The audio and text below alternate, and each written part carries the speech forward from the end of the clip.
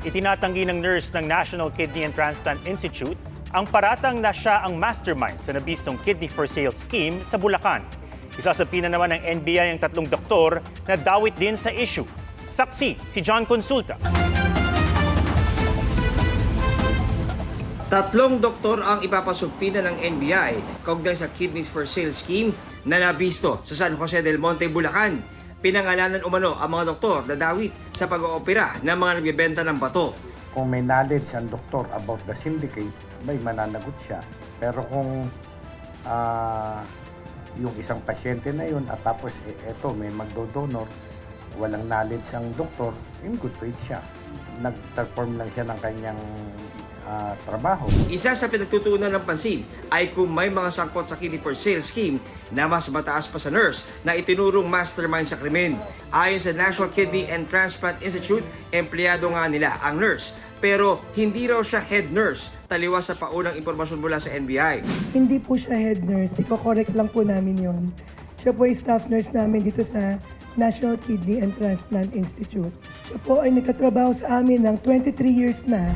Sa investigasyon ng NKTI, pinatawag din nila ang inaakusang empleyado. Itinanggi ng empleyado ang akusasyon. Pero kahapon, positibong kinilala ng mga inarestong suspect ang empleyado ng NKTI na siyang nagpa-facilitate sa kanilang mismong operasyon bago sila sinama sa kanyang pag-recruit ng mga donor para sa kanilang kidney transplant. Nung tinakasan po si Sir ako nga po nagpo-proseso para dun sa pagbibigyan ko ng kidney ko. Kinuha kanya na rin ang ito. Pati ikaw, Marichu. Opo, dalawa po din, kami. kayong dalawa, empleyado mo. Kami po yung utusan ni Sir na makipag-usap o sumama dun sa recipient at donor. Wala po kaming swelduhan, wala kaming kinikita, walang exact amount. Kung ano lang po yung ibigay sa amin dun sa pag-uusap nila ng recipient.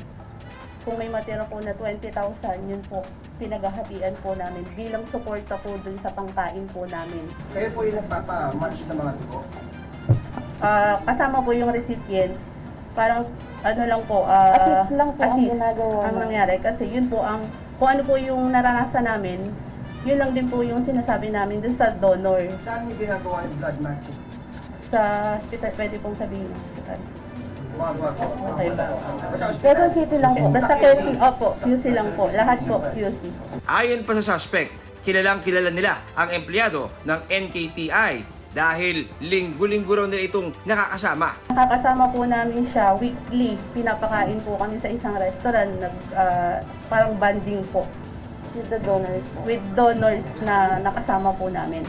Ang Department of Health na nangangasiwa sa NKTI, hinihintay pa rin ang resulta ng investigasyon. Sa datos ng isang US-based think tank, nasa 814 million hanggang 1.7 billion US dollars ang kita mula sa illegal organ trade sa buong mundo kada taon. Kidney ang pinakamaraming illegal na ibinibenta. Pero bawal na bawal ang pag-recruit, pag-kidnap at pamimilit sa iba na magbenta ng kidney o anumang human organ sa ilalim ng ating batas. May parusa ito 20 taong pagkakakulong at hanggang 2 milyong pisong multa. Pwede sa batas ang organ donation, pero hindi rin yan basta-basta. Kung non-related donors, kailangan po may emotional or social relationship yung donor and recipient. Nag-undergo po sila ng psychiatric evaluation. Meron po tayong Hospital Transplant Ethics Committee. We also have our head of our social worker as part of that committee. And then po, nag-i-interview sila dun sa kung saan nakatira yung donor. They will talk to the barangay captain. Kahit pa makakita ng donor, hindi rin biro ang gastos. Nasa 1.2 million pesos ang kidney transplant sa NKTI, pero maaring sagutin ng PhilHealth ang kalahati nito. Aabot sa 30,000 pesos kada buwan ang inuming mga gamot. Ayon pa sa NKTI, may 100 ang nasa waiting list ng Human Organ Preservation Effort o HOPE. Kaya sana raw, mas marami ang magpalista bilang organ donor. Isang solusyon din daw ito para maiwasan ang bentahan ng kidney. Para sa GMA Integrated News, John Consulta ang inyong saksi. Mga kapuso, sama-sama tayong maging saksi. Mag-subscribe sa GMA Integrated News sa YouTube at para sa mga kapuso abroad, samahan niyo kami sa GMA Pinoy TV at sa www.gmanews.tv.